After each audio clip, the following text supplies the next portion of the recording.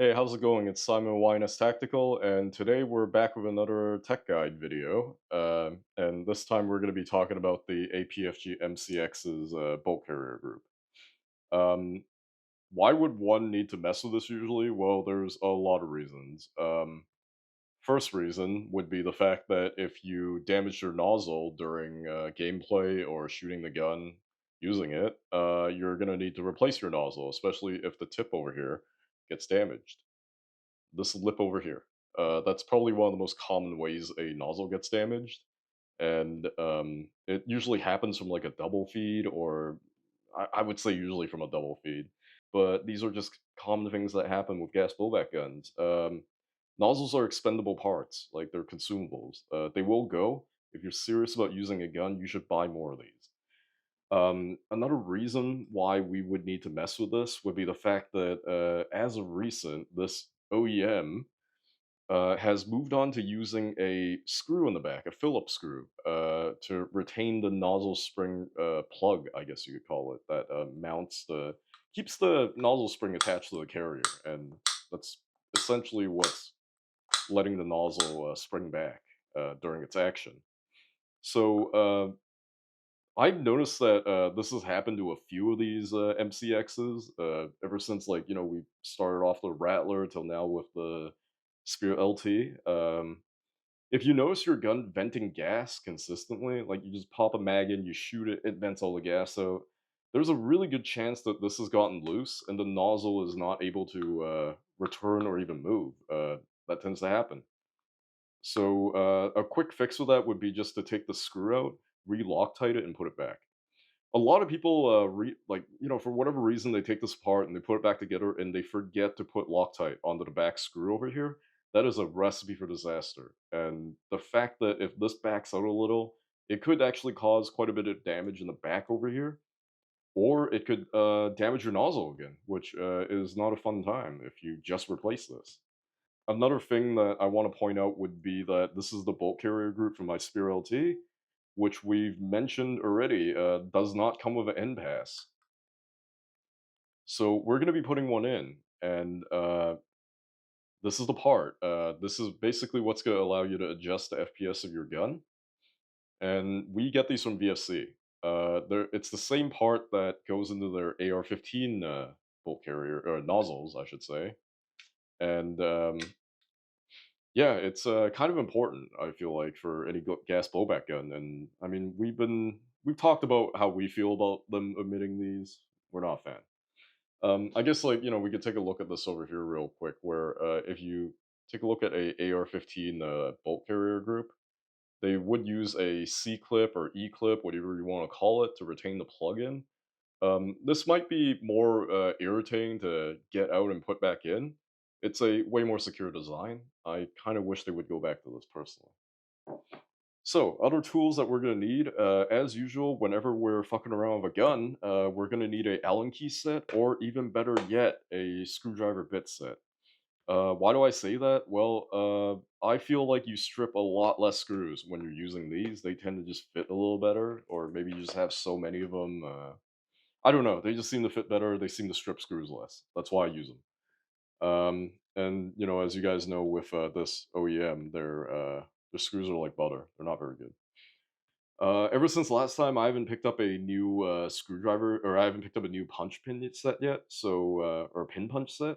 So I'm probably going to be doing this with the expendable jeweler screwdriver once again. You're going to need a hammer to use with this, and we'll see if this guy survives this time. So outside of that, I guess one other thing I should kind of mention is we're gonna be doing a disassembly and reassembly of this, just like last time. I've kind of explained why you need to mess with the nozzle and take that out and put that back in, but the recoil guide rod assembly up top, why would someone mess with this? Well, this gun has very stiff recoil springs from the factory, which contribute to, like, some pretty nice recoil. Let's be real. But if you live in a colder climate, this is kind of detrimental to the performance of the gun, just like it does with any gas blowback gun. So I believe Fires recently has been putting in some time winterizing, experimenting with the system on his sample of the gun. and he's put in some winterized springs on the top here, and he was able to get the gun locking back quite reliably, even down to say 12 degrees or so, I believe he told me. And he personally believes with more mods, like softer springs in the fire control group, perhaps short stroking the system with like spacing out your buffer. He thinks this gun can go all the way down to 5 degrees and still lock back reliably, which I mean, it's not the most impressive, but it is pretty damn impressive if you ask me.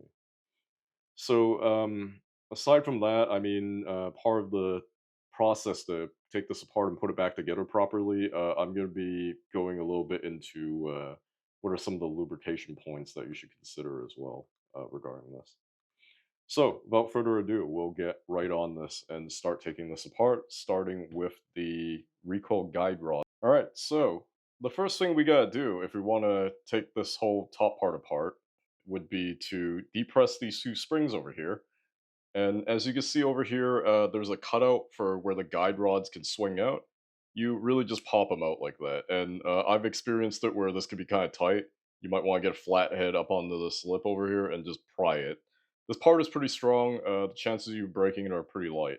So, why would you want to hold the springs like this when you do this? Well, it's so they don't fly somewhere and potentially, even if you're pointing them at your face, take out an eye perhaps, right? That's going to be a bad time.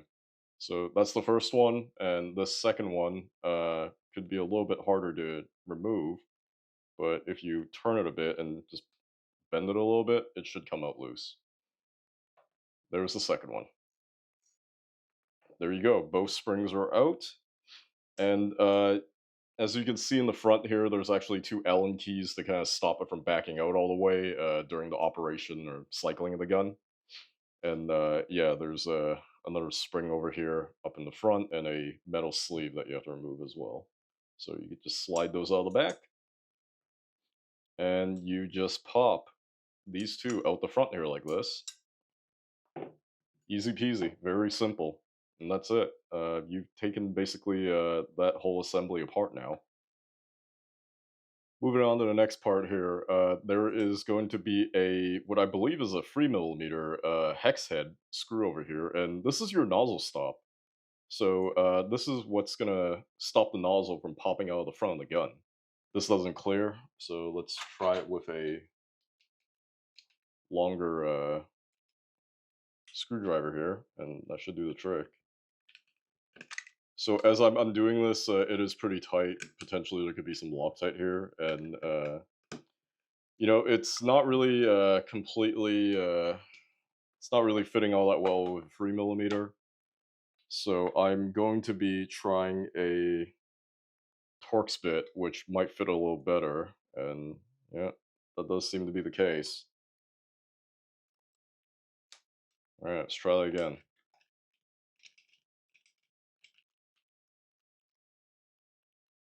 All right, that should be good. And you want to remove this very carefully while pulling the nozzle forward. And as always, make sure you stay organized. So why is that important? Well, let's take a look at this real quick. Definitely some Loctite on there. The slots in, and being very careful, there is what appears to be an O-ring on the screw over here. So you definitely don't want to lose this. Put it all back together so we stay organized.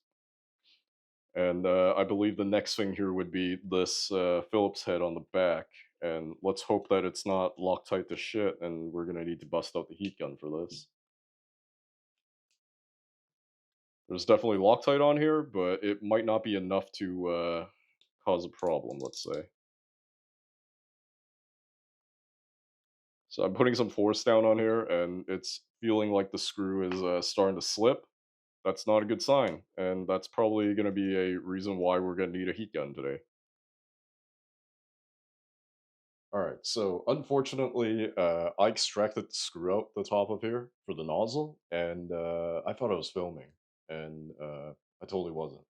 So I'm probably gonna have to go through what is essentially a dramatic reenactment for you guys of how I got this off the thing. And that's kind of a shame because a lot of fucking bullshit happened while that was going down. And if you guys can tell, this is basically what happened. This screw essentially just disintegrated the second I put a Phillips head screwdriver on there. Sometimes you can't help it. You could be careful, but it doesn't guarantee that it's not gonna wreck itself with these like shitty screws, right? Just something that you're gonna have to deal with. Happens all the goddamn time too. So what I essentially done here already is replace the screw with a spare screw, and the thread size is exactly the same as, once again, the same type as a RMR screw. Like it would be one of those small ones that come with a RMR.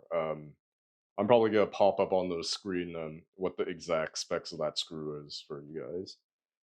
I can't recall off the top of my head. So anyways, what do you need to do this? Well, you need a heat gun, and you should be wearing gloves because you're going to be pointing it at your hand as you're doing this, and you could burn yourself. So that's no fun. You're going to need a screwdriver. This one is incredibly long. I would actually recommend something that's like, maybe got a little bit better leverage. You're not like using an extension on an extension, perhaps. That could help.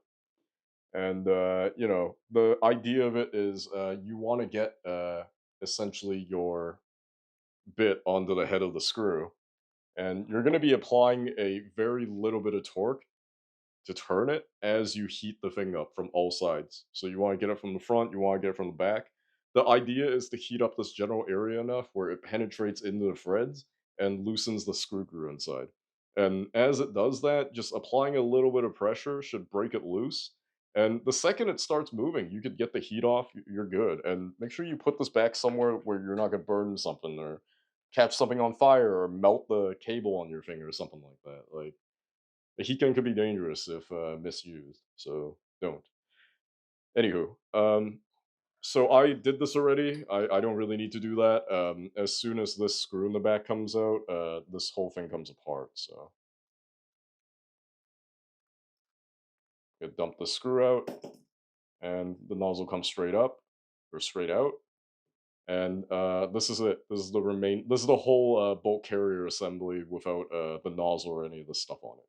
So we can move on to the next step here, where we take apart the nozzle now and put the NPAS valve in.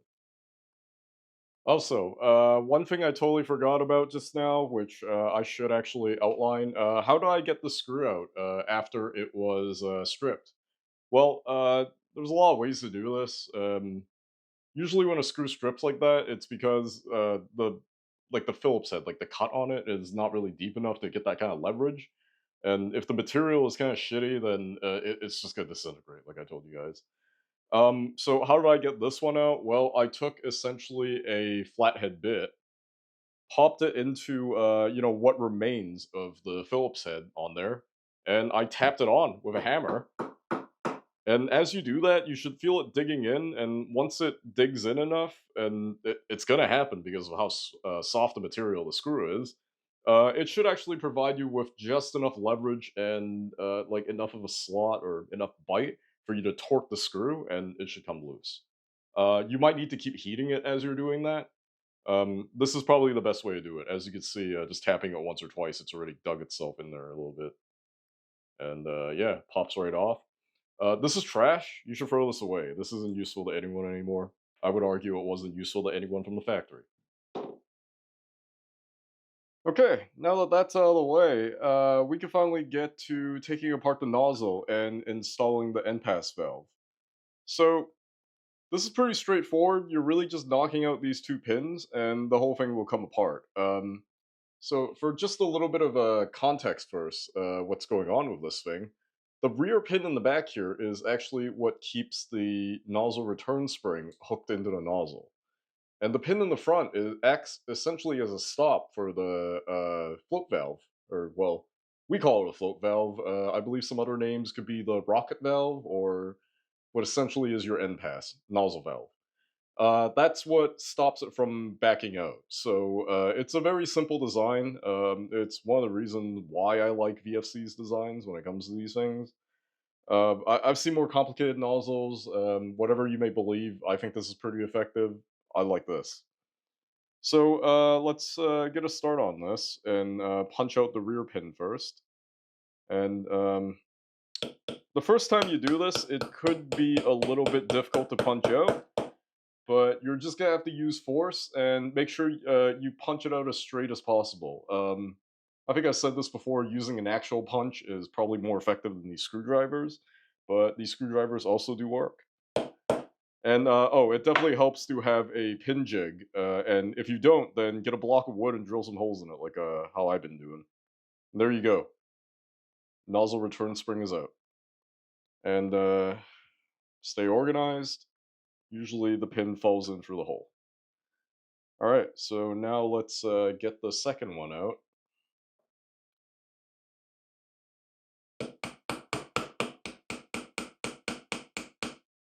And you might want to put your finger over here in case the float valve shoots out, because there is a spring inside and it is under spring tension. Second pin, stay organized. So, it might shoot out, but more commonly, it's just going to get jammed up inside. I believe there is a lip over here to prevent the thing from shooting out. How do you get it out? Well, it's actually quite simple. You merely take a stick or anything like that, like the screwdriver or pin punch you've been using, and you poke it. You just poke it, and it'll feel like it's might be a little stiff, but once you pop it loose, the whole thing pops out, and here comes the spring as well. And while we have this out here, let's take a look at the differences. And oh, dropped it once again. All right. Well, let's take a look at the differences of these two valves. All right. So, what exactly is that different about them? Well, fucking nothing, to be real with you guys. As you can see, there's a weird little tab over here like that, which is meant to space the valve to a certain position on a fixed valve, and that's so it sits at like a neutral position that they tune the gun at. The only NPAS thing about any of this is the fact that there's a grub screw here that you can adjust, and as it backs out forward and back, it will open and close. It'll basically ratio the gas either to propel the BB or cycle the gun, and that's essentially how an NPAS valve works. So as you can see, they're really only saving the money of a shitty grub screw. There's really no reason for this. That's the way I see it. So putting this thing back together, there's, as usual, a couple of things that we have to be aware of and conscious of as we're doing this. So let's get our pin jig back on here first. So first things first, reassembly. This chamfered side, oh, can it focus? It can focus. Okay. This chamfer side would be where the spring sits on. So you could just attach this on here and drop it one piece into on the back over here. And very likely you're gonna have to push this down with a stick or some shit, like a rock or something. Um, and once that's in here, it'll feel like it's getting stuck on something. You just gotta push harder.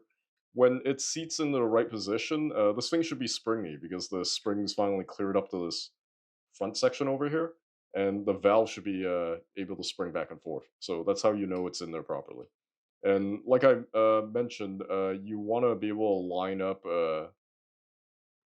basically the hole for the gas, this bottom section over here, with the bottom of the nozzle where the gas port is. And you could do that by just poking into this hole over here and turning the valve around until it's sitting roughly in the right position. A lot easier to do this with a light above you, so make sure you take advantage of the gift of light. All right, give it a one or two presses. Okay, so here's one of the weird, tricky things to learn about this that will make your life a lot easier. In fact, it's the right way to do it. You should put one of the pins back in there first, but not try to punch it through. Once that's in there, you depress the valve down, and if the valve is sitting fairly straight enough, the minute you tap this, it should just go right through and seat itself properly. Boom, done. Give it a couple of presses to make sure that the valve is sitting correctly.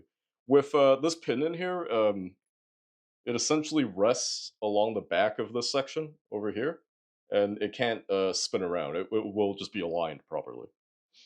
And that's pretty much it. So how do we get this back in here? Well, as you can see, there's a loop on the back here, and this loop is basically what this pin sits through, like this. So essentially, you can insert this back in, and on these MCX ones, the sides of this plug back here are flat. So just make sure those are pointed to the side of the gun. Once again, use the power of sunlight to aid you. And if you look through this hole over here, you should see it line up when it's sitting correctly. And if it isn't, you should see the like the sides of the spring loop over here, and you'll know it's not lined up right. This is pretty foolproof, honestly. It's really hard to fuck this up. So once again, you put the pin in here, you hold it, you know, hold it down a little, tap this back in, pull this once to make sure that your nozzle return spring is hooked in, and you're good to go. Your nozzle essentially has been reassembled. So before we move on further with reassembly of the bolt carrier group, let's talk about what kind of weird chemicals and shit we're really gonna be needing to finish this job. So one would be silicone oil. I'm sure if you've been around airsoft, you've seen this stuff before. Um, it's only really meant to be used on O-rings, like on this part of the nozzle over here. And you really don't want to put too much of this on there because if you soak the O-ring in it, it's gonna expand. And if it expands a little too much, you might be thinking, well, great, that's gonna give you a better air seal, right? Well, not quite, because a lot of these guns, if the O-ring overexpands, and say, whatever reason it gets caught up on a lip like this, your O-ring's toast. So you really don't need to put a whole bunch in there, just a light layer to keep the O-ring moisturized so it doesn't dry out and crack. That's really the only purpose for it. You really shouldn't be drenching your gun in this stuff. The second thing we're gonna need is some sort of synthetic grease machine lubricant. I personally use Permtex products. I just been using them for a long time now, and I like what they make. There's a lot of good products out there. Some that come to mind would be, say, the stuff Quad produces for UAD on YouTube. I believe he actually makes grease for gas blowback guns. You know, or just airsoft guns in general, and it comes in a very convenient pen, and we really like that product too. It's just this is more easily available to me over here in Canada. So the next important thing, which is what caused us so many problems today, but also incredibly necessary, would be Loctite. I'm using Permtex, Loctite brand Loctite screw glue, whatever you want to call it. Also works really well. And you probably want to go with blue, the type that's not permanent. Red Loctite usually is permanent. That's used for certain other things on these guns. But what we're doing here today, none of the shit needs to be permanently fixed in. So make sure you use blue. So let's begin the reassembly process. One thing that I wasn't, I didn't really catch earlier, which is actually kind of important, is the fact that on the inside face of here, and normally it should be attached to the nozzle on the plug in the back, there should be a tiny O-ring like this, and it should go over here like this. Um, it just got stuck in here because it's kind of greasy and shitty inside. So when I removed this, it just got stuck inside. That's something to look out for. I personally think it is necessary because otherwise, gases might escape in the back of the gun, and your gun just might not cycle as well without this O-ring. That's kind of my guess why it's there. So, without further ado, you just insert this into the back, and it might not line up 100% right away. You could always use a screwdriver or something to kind of jimmy it into position. And the minute you get it to pop through this hole, it's pretty much lined up. All right, we got it. So that's looking pretty good. O-rings on there, everything's on there. We could put this down for a second. So because we've destroyed this screw earlier, we've had to get a replacement screw. So quite simple. You don't really need tweezers to do this. I just think it goes for a cleaner process, makes things a little easier. And you know what? I would recommend getting a bit of paper towel, especially if you're using the Permtex stuff, because it does run a little bit more watery than the actual Loctite brand stuff, I've noticed. And you really just want like a small dab on there, not too much. There you go. That's probably too much. So let's get a little bit off on this shop towel, little shred of shop towel I got here. And something like this is let's get on the camera. Something like this much is pretty much appropriate. You don't need like an insane amount of this stuff. Once it's in place, finger tight is pretty much good enough. Doesn't You don't really need to torque this any further. So the funny thing with Loctite is you probably don't want to be shooting the gun right away after you put all this back together. You might want to give this like say an hour to dry first, just to be on the safe side. And yeah, that's pretty much it. So we got to install the nozzle return back in the front over here, and I see that there is some Loctite on here. Makes me believe that you would want to put more Loctite on here. I don't think that's necessary. If it starts coming loose, then by all means, go put some Loctite on there, right? And remember, there is a O-ring for that screw in the front, so make sure you replace that if that is the case. All right, so we're going to be putting the guide rod assembly back onto the bolt carrier. It's a pretty straightforward process. You basically reverse the steps that we did before. But one important thing while we have all this apart is I'm probably going to want to apply some synthetic grease lubricant to it. Any sort of machine lubricant, as we were saying. This is what I'm using. So, I mean, if you're a savage, you could use your hands. Like, I want to avoid having to deeply wash my hands later too far because this stuff is kind of oily. It gets everywhere. So I'm just going to apply some on this paper towel and I'm going to coat the guide rods in a thin layer of this. That should be good. All right, so those are greased up, and they really only go back together in a certain order. You could just pop one of these in here first, and this this bolt here, it's meant to spin around a bit. Ultimately, it faces out. So let's get these two back in here first. And honestly, I feel like we could use a little bit more grease on there, but we'll deal that after we have a little bit of this more assembled. Let's say. So you want to slide these two small springs in first, and then you want to put these two sleeves in. It's around this point I feel like yeah we could use a little bit more lubricant, so I'm gonna apply a little bit of grease directly to the two rods over here. Then I'm gonna spread it around a little bit with this paper towel.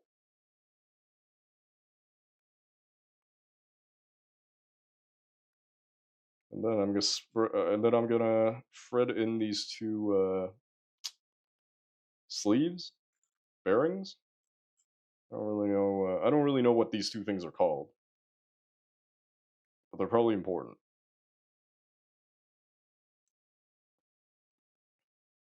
All right. So once that's done, I believe you insert the two recoil guide springs, and lubricant is a double-edged sword with these things sometimes. Like on one hand, it captures like more dust and shit inside the gun and kind of gunks it up. On another, if you choose the right viscosity stuff that's not too thick and it's actually gonna help your gun run better, your gun immediately runs a lot better after you lubricate it. So like one thing we really notice with the guns that these guys make, they usually put a very thick grease under the gun. I'm sure a lot of you guys who have like a couple of their guns probably noticed before. It's thick, it's black, it's extremely viscous. Usually makes the gun run really shitty when you get it from the factory. Our theory is that stuff is more or less just to protect the guns from rusting a lot of times, even as stingy as they are with, how with steel parts, let's say, right? But, yeah, like, that stuff you really should clean, off when you first get the gun and, apply something better onto it. Your gun will thank you. So, bullshit aside, let's get these 2 rods back in here and, turn this up onto the side. Make sure those 2 things are lined up, and we're gonna basically do the same thing as before where we depress these 2 springs holding on to them very firmly and very carefully so we don't have them shoot out somewhere. And we're just gonna pop. Let me get this on camera without having the spring slider. We're just gonna pop these rods back into this groove on this retention piece over here. Very simple stuff. Might take a little bit of force, but yeah. There you go. And that's it. Um, this whole assembly has been put back together. And I think the only last thing I want to touch on is I've seen a lot of people lubricating the shit out of their bolt carrier. I've seen a lot of people concerned about a lot of these like wear marks on here. Um, that's pretty unavoidable on this gun. It tends to be the case with like every sample of these guns that are used that we've seen. There's no cause for alarm there. It's a toy. It's not a real firearm.